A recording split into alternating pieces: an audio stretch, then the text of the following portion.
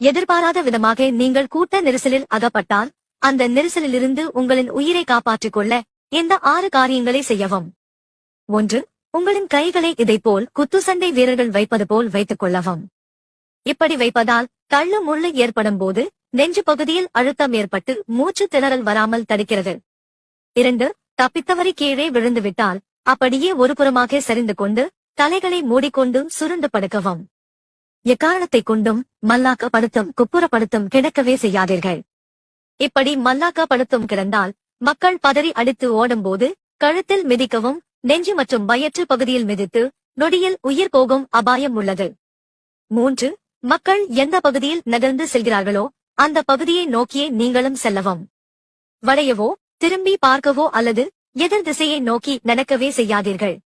4. நிறுத்தியிருக்கும் வாகனங்கள், மரங்கள் அல்லது உங்களால் மேலே ஏற முடிகின்ற இடத்தில் ஏறி உயிரை காப்பாற்றிக் கொள்ளுங்கள். 5. எக்காரணத்தை கொண்டும் சுவர்கள் மற்றும் கம்பிகளின் மீது சாய்ந்து கொள்ளாதீர்கள்.